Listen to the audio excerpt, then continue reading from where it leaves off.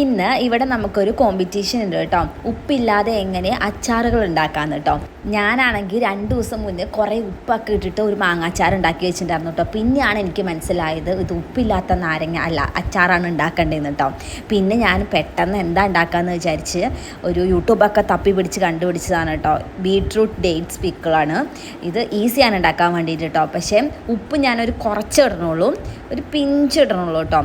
ഉപ്പ് തീരെ പാടില്ല. ഉപ്പില്ലാതെ നമുക്ക് ഉപ്പിന് പകരം എന്തൊക്കെ പദാർത്ഥങ്ങൾ ഉപയോഗിച്ച് നമുക്ക് അച്ചാർ ഉണ്ടാക്കാം എന്നാണ് കോമ്പറ്റീഷൻ കേട്ടോ.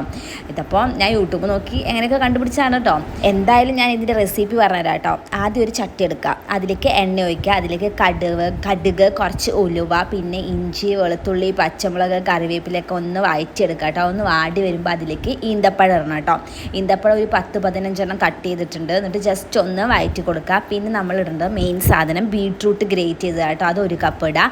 എന്നിട്ട് ചെറുതായിട്ട് ജസ്റ്റ് ഒന്ന് വഴറ്റി കൊടുക്കുക കേട്ടോ.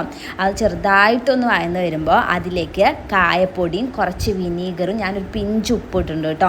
അതും കൂടി ഇട്ടിട്ട് നന്നായിട്ട് മിക്സ് ചെയ്തെടുത്ത് കഴിഞ്ഞാൽ നമ്മുടെ ബീട്രൂട്ട് ഡേറ്റ്സ് പിക്കിൾ റെഡി. അപ്പോഴേക്കും നമുക്ക് പോകേണ്ട സമയമായിട്ടോ. സാരിയാണ് കൊടുക്കേണ്ടത്. ഇവിടെ നമ്മുടെ സെൻട്രലൈസ്ഡ് വെൽഫെയർ പ്രോഗ്രാമാണ് കേട്ടോ. എല്ലാ മന്തും ഉണ്ടാവും. അതുകൊണ്ട് തന്നെ നമുക്ക് എന്തെങ്കിലും പ്രോഗ്രാമൊക്കെ ഉണ്ടാവും കേട്ടോ. ഇപ്പോൾ ഇവിടെ നമ്മുടെ ജെസിയോ മാം ഒരു മലയാളി ആയതുകൊണ്ട് എനിക്ക് കുറേ പണികൾ ഇങ്ങനെ വരുന്നുണ്ട് കേട്ടോ. എല്ലാ മാസവും ഇങ്ങനെ ഓരോരോ കോമ്പറ്റീഷനാണ് കേട്ടോ. അപ്പോൾ നമ്മുടെ നാരങ്ങച്ചാറല്ല ബീട്രൂട്ട് ഡേറ്റ്സ് പിക്കിളൊക്കെ ഞാനൊരു പാത്രത്തേക്ക് മാറ്റിയിട്ടുണ്ട് കേട്ടോ. പിന്നെ അതിൽ ഡെക്കറേഷനായിട്ട് വലിയ കാര്യമായിട്ടൊന്നുമില്ല. എൻ്റെ അടുത്ത് ബീട്രൂട്ടൊന്നും ഇല്ല ഒന്നും കട്ട് ചെയ്ത് വെക്കാനൊന്നും. അതുകൊണ്ട് ഞാൻ കുറച്ച് കറിവേപ്പിലയുടെ തണ്ട് എടുത്ത് വെച്ചു കേട്ടോ. പിന്നെ ഞങ്ങൾ സാരിയൊക്കെ കൊടുത്തു റെഡിയായി. പിന്നെ അവിടെ എത്തിയപ്പോൾ അവിടെ പൂക്കളിട്ട് വെച്ചിരിക്കണു. എന്തൊക്കെയോ കുറേ പരിപ്പും മുട്ടയും എന്തൊക്കെയോ വെച്ചിട്ടുണ്ട് കേട്ടോ. നല്ല രസമുണ്ട്. അവിടെ പോയിരുന്ന് കുറേ നേരം ഇങ്ങനെ നിന്ന് 1 മണിക്കൂർ കഴിഞ്ഞപ്പോഴാണ് മാമൊക്കെ വരുന്നത് കേട്ടോ. അവിടെ പോയി നിന്നിട്ട് അവിടെ കുറേ കഴിഞ്ഞപ്പോൾ അവർ വന്നു.